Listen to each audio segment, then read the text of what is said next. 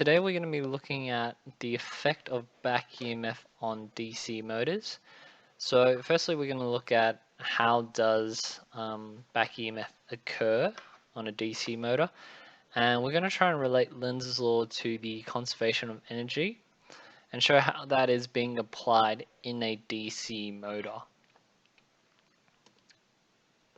So firstly we need to break down Lenz's law. This is the common description of what Lenz's law is.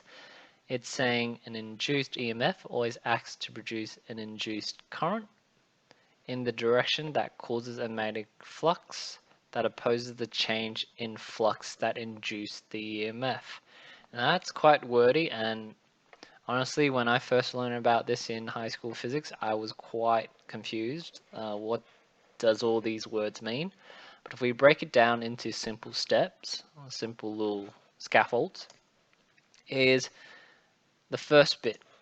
An induced EMF always acts to produce an induced current. Now, Faraday's law, so what Michael Faraday once said was, if you have some kind of magnetic field, say this magnet here, and it starts moving closer to a kind of conductor material, okay? According to Faraday's law, you will induce a EMF in that conductor.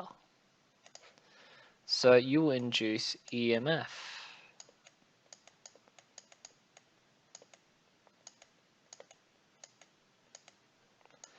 So EMF is being induced there. Now, according to Lenz's law, is this induced EMF is going to produce or induce a current in the conductor, which we can say is these arrows here. Okay, so that's our induced current. Now, what Lenz's law also states is that this induced current will then induce a magnetic flux that opposes the magnet, the moving magnet. So here we have the current that's been induced,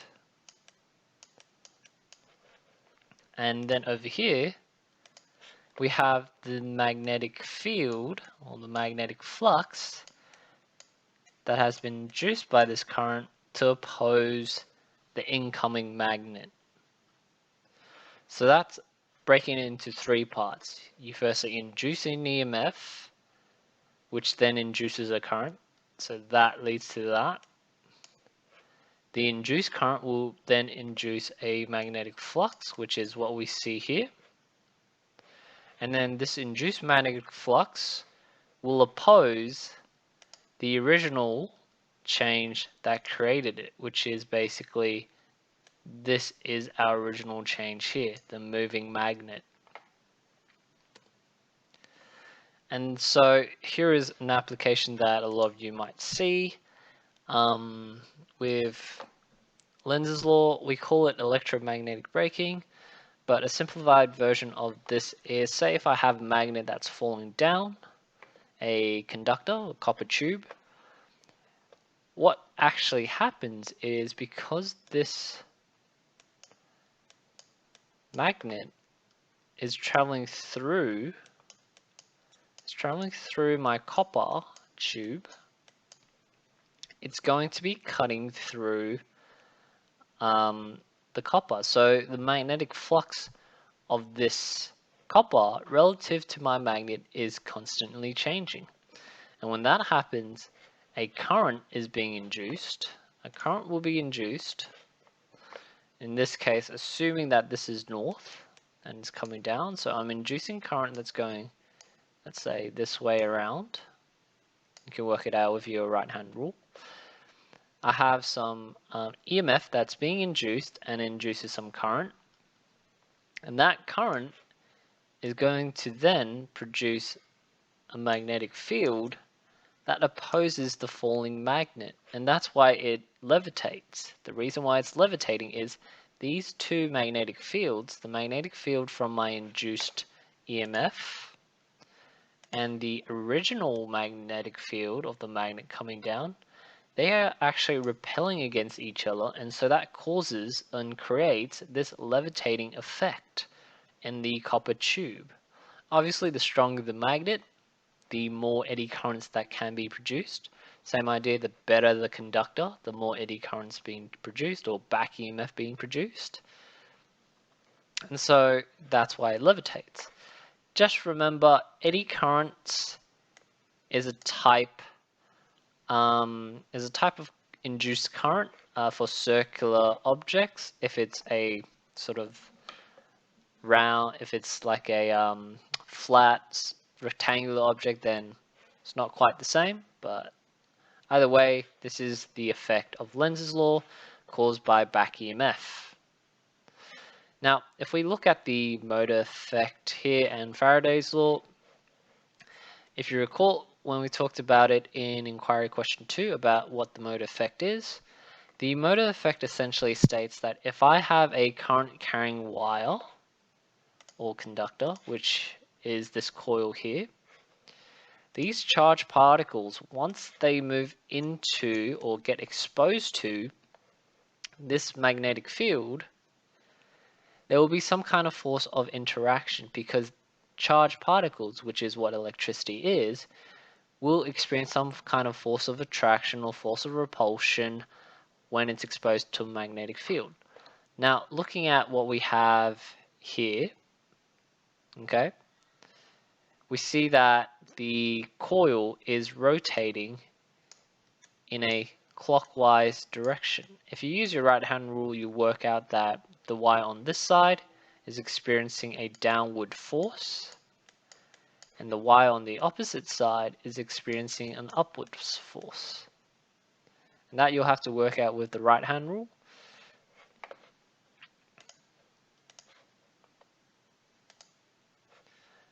Alright, next part is, so that's the motor effect. So when our input EMF, which is in this case our battery, supplies a coil with current, so the EMF produces current into our coil, the coil is going to rotate as it interacts with the magnetic field, or as you would, another way of calling this rotation is torque. Okay, so we're producing a type of torque because of the current being supplied. What we also know is as this coil is rotating, as it's rotating, the conductors, so the little conductors, they're actually cutting through the magnetic field lines. So as this coil is rotating around, the magnetic field lines from north to south are experiencing some kind of linkage breakage. So the flux is going through like this, as you can see. Easy to draw over the top of my coil. As you can see, as the coil is rotating, it's going to be cutting through these lines. And according to Faraday's law, if we have a change in flux, we produce an EMF. In this case, we also know from Lenz's law is that this EMF is opposing the motion of the original EMF. So if my original EMF is coming in so like that, then the EMF that I produce should oppose that initial change or that direction. And then Faraday gave out this formula. So the induced EMF is equal to the change in flux over the change in time. N on this side, that is the number of turns of the coil. So if we have more turns of coil, obviously we'll be cutting through more flux lines, and so we'd produce a greater EMF. This negative sign here, this is a consequence of Lenz's law. If you recall, Lenz's law states that the induced EMF must be in the opposite direction of the supplied EMF. That's why the negative sign is here. It's to show that this induced EMF is moving in the opposite direction of the supplied EMF. Alright, so back EMF, I kind of talked about it, what it was already, but if anyone just wants it really explicit, the back EMF is essentially an EMF that's induced to oppose the applied voltage, or another way of saying that, slightly different, is the supplied EMF. Some people kind of change it in between. Just try and keep it consistent if you can. Back EMF opposes supplied EMF. The applied voltage must force current through the armature against the back EMF. So what that actually is trying to tell you is that in order to oppose the back EMF coming through the motor, the supplied EMF must be greater or higher, okay, in order for the motor to rotate. In that context, that tells us that our net voltage, so the total voltage in my entire circuit when the motor is actually going, is smaller than the supplied EMF. So how much my battery is able to supply my motor, the EMF supplied, that's actually going to be higher. That's going to be higher than my net voltage. The reason being is because you need to subtract some of that due to the back EMF being produced as the motor is rotating. Another consequence that does occur is my net current. So when the motor is actually rotating, you'll find that the net current is also a lot smaller than the actual current you would theoretically produce just from the battery source.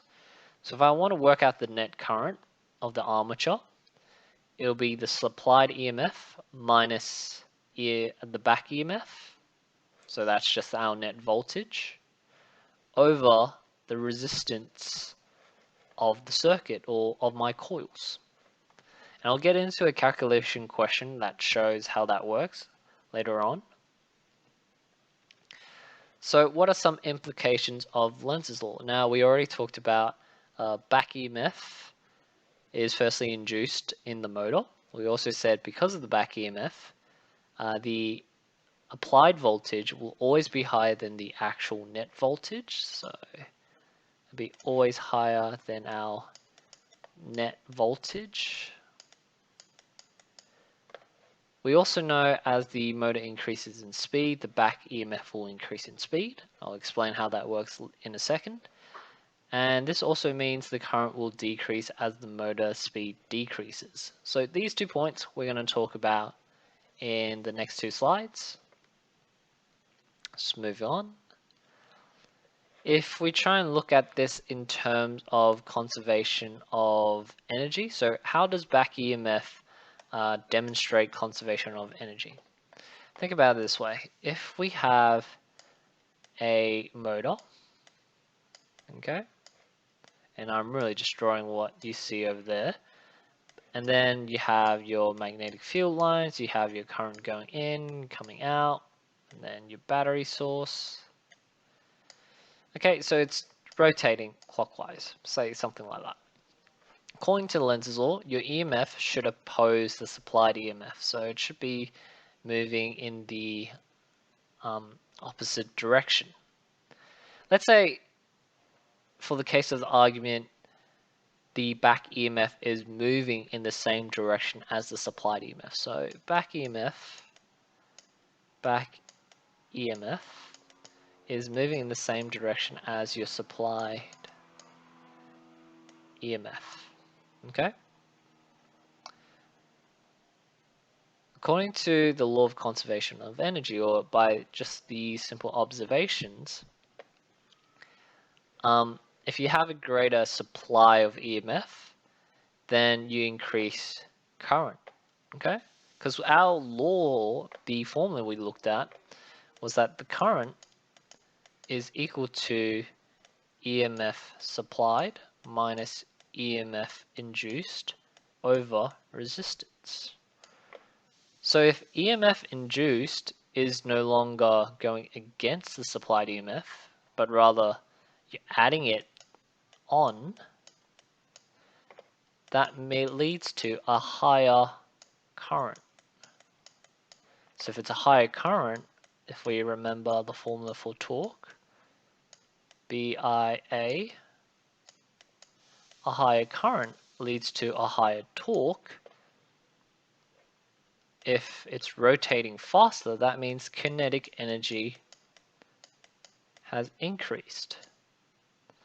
But in the entire scenario, not once have I increased the amount of power or energy from my power source. So my power source is giving the same amount of electrical energy. It hasn't changed. So electrical energy has not changed here.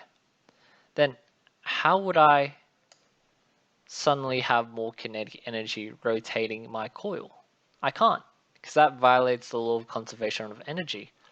If the motor starts rotating a lot faster without any additional energy, it can only imply that I have created energy, which can't happen.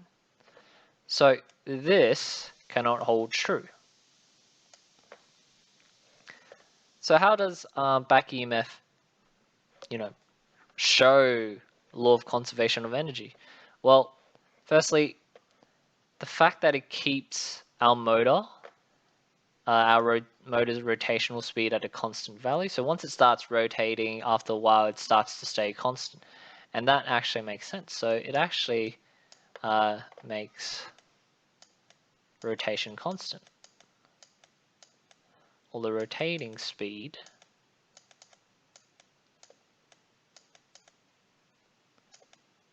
constant.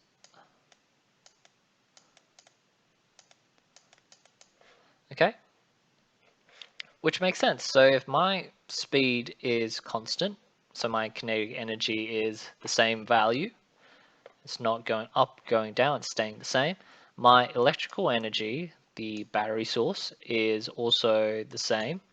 Then that does show conservation of energy, because the amount of energy, electrical energy I'm supplying from the battery into the coil is equal to the speed of the coil rotating. And obviously some might be lost due to resistance in the wire as heat, and maybe a bit from sound, but that kind of shows why the motor, because it's not accelerating, all right, that's why it proves or shows conservation of energy here. Okay, because all that electrical energy is just being converted and transformed into kinetic energy of rotating the wire, instead of the wire accelerating and in kinetic energy increasing a lot more, even if the electrical energy has not changed. So these are the 2 points.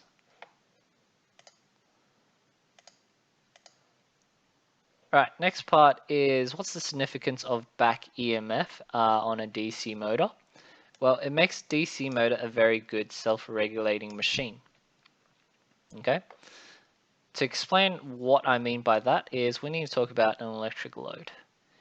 An electric load is basically something that consumes power in an electric circuit. Okay? So if you think about in your own household, an electric load would be a light bulb, because that consumes electricity. Okay? So consumes electrical energy.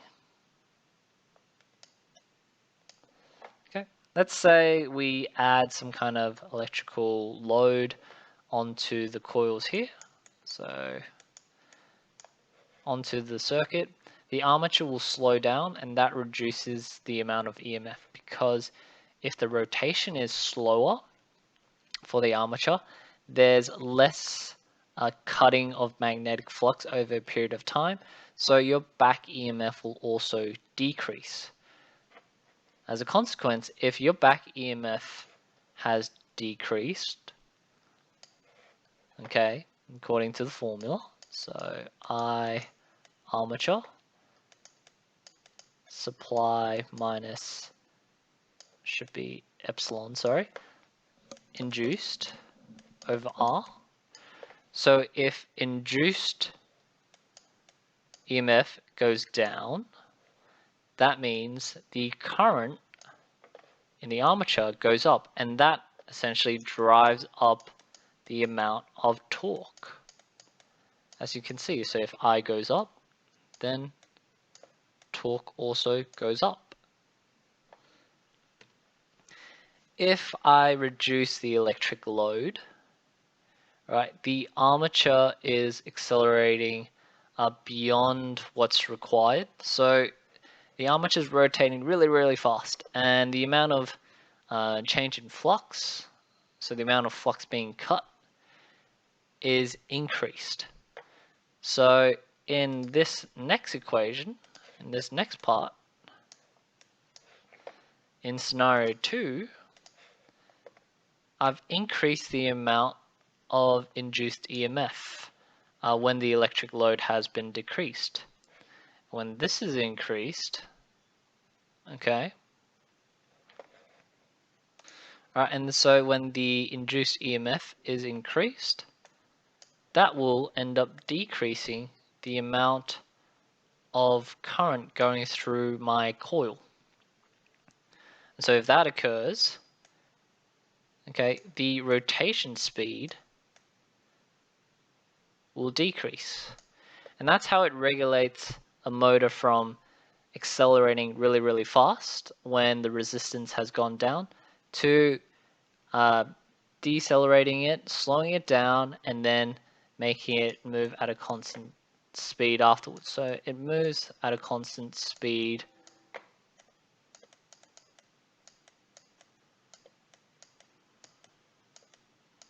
afterwards.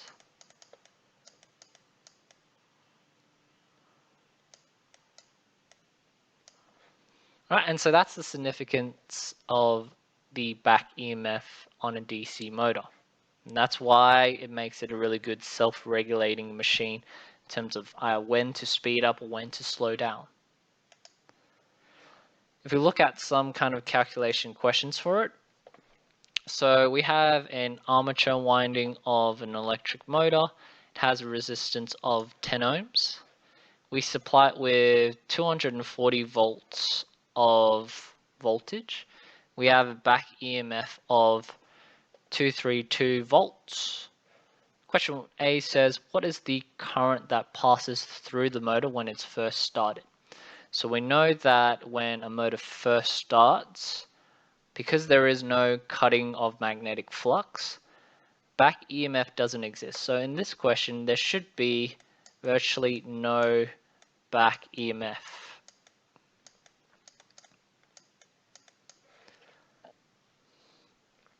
So if I work that around, change my formula to this, voltage is 240 over the resistance of the circuit, which is 10, which gives me a current of 24 amps. That's the starting current the motor will have in this question. Now let's look at what the current is when the motor is now operating. Now it's turning. What happens now? We have to take into account back EMF. So back EMF is 232. So make sure you subtract that off your supplied EMF divided by 10. So our current when the motor is rotating is 0.8. So that's quite a difference. Starting and ending are very different. Why would the starting be a lot higher? Well, firstly, there is no EMF. So point 1, there is no back EMF in scenario A when the motor starts turning. That's why the current is a lot higher. The other one is also it needs to overcome resistance.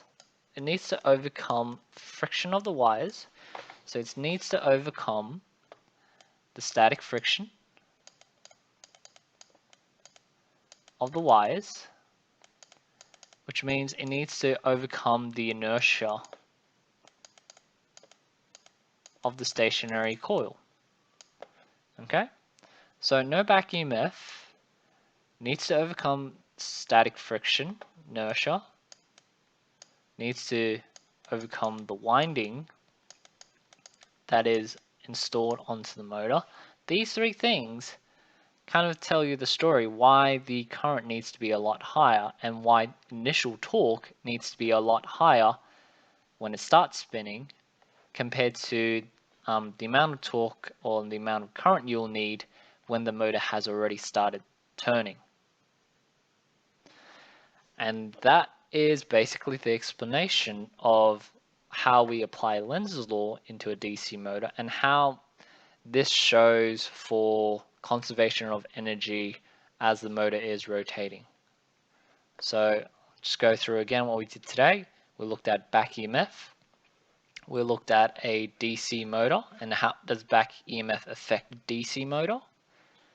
And then we also established why back EMF demonstrates the law of conservation of energy inside a DC motor. So many thanks for all those who have listened so far. Hope you travel safe. Hope you're all safe and well, and take care.